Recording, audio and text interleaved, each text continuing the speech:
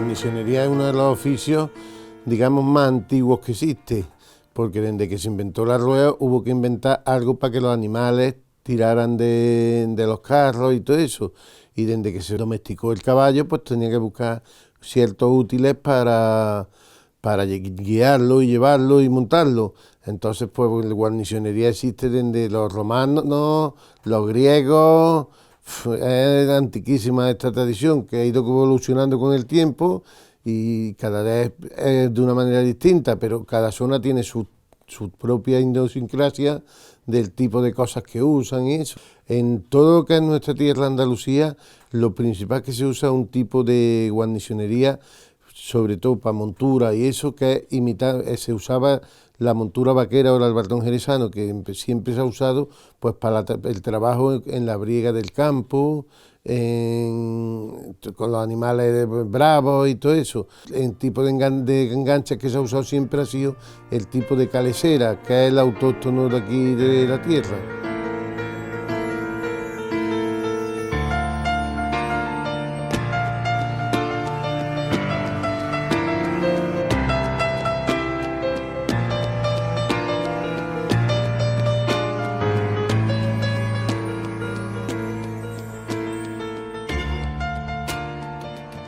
Pues este taller, aunque parezca que llevamos poco tiempo, empezó a funcionar alrededor de 1920.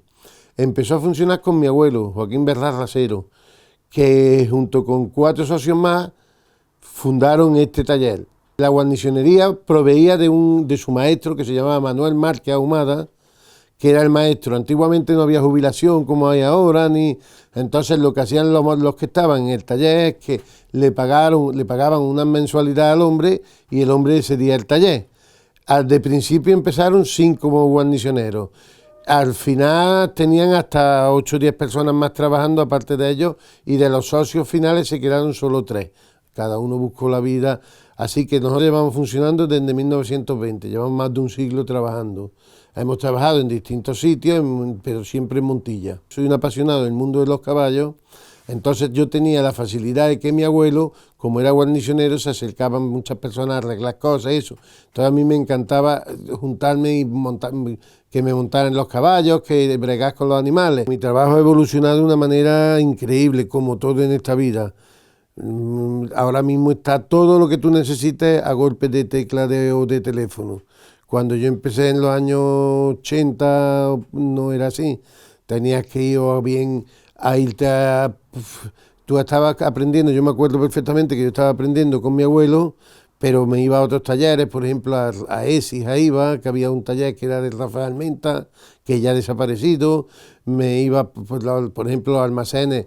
Para los almacenes comprar material, pues yo tenía aquí a unos almacenes que no se sabía dónde, no sabían prácticamente ni lo que querían, y era muy difícil encontrar los materiales, aunque se encontraban, pero era muy difícil. Actualmente, gracias a Dios, pues casi lo que yo digo, todo lo que tú quieras está a golpe del ordenador. Buscas cualquier cosa y aparece en el ordenador. Eso es una ventaja. Pero se ha perdido el encanto de tener que ir, comprar la piel, ver, seleccionar. Eso todo tiene un pro y un contra.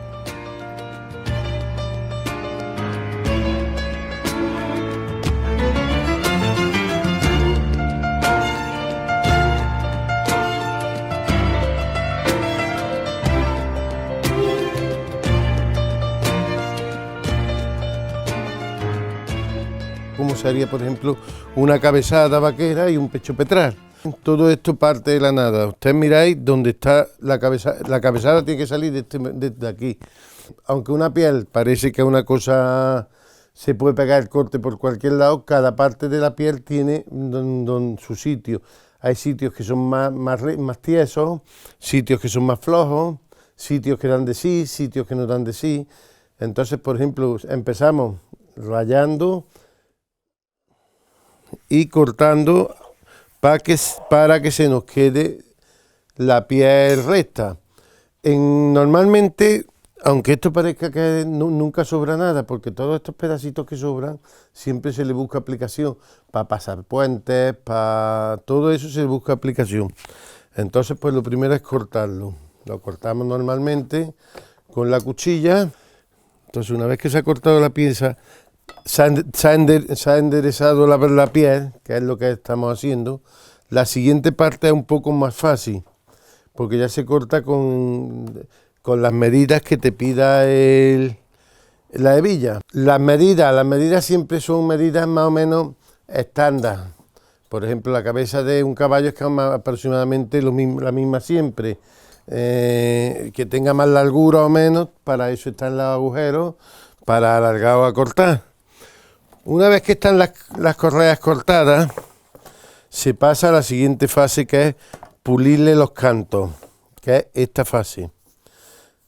Pulir los cantos, porque si nos damos cuenta, esto, al ser cortado está en vivo, pues terminaría por hacer rosadura al animal, porque al tener el canto tan vivo, le terminaría por hacer rosadura al animal.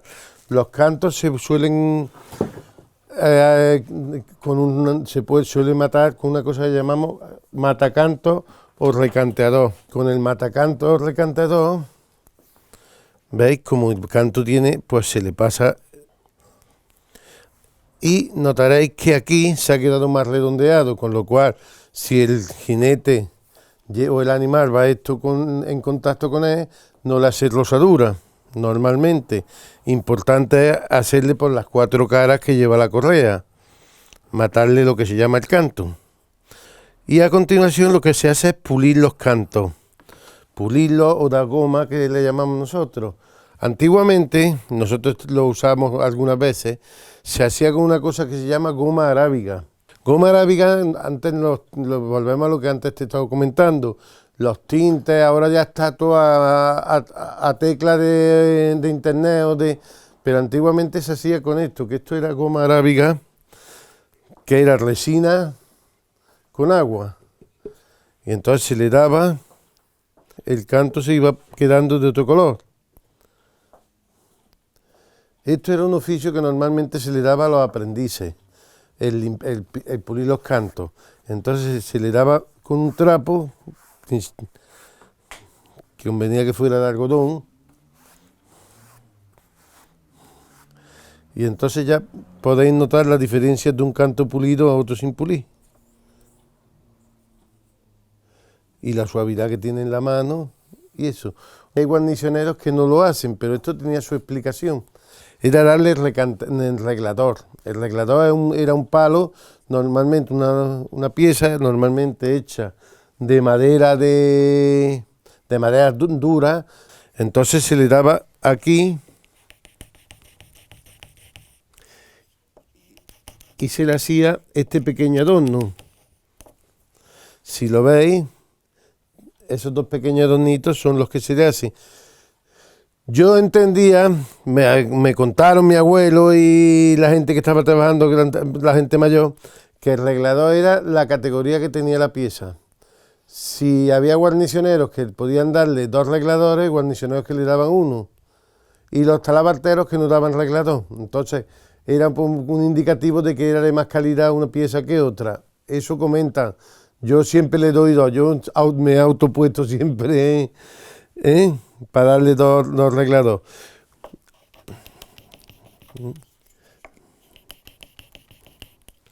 El palillo se calienta y te hace la marca mucho más bonita.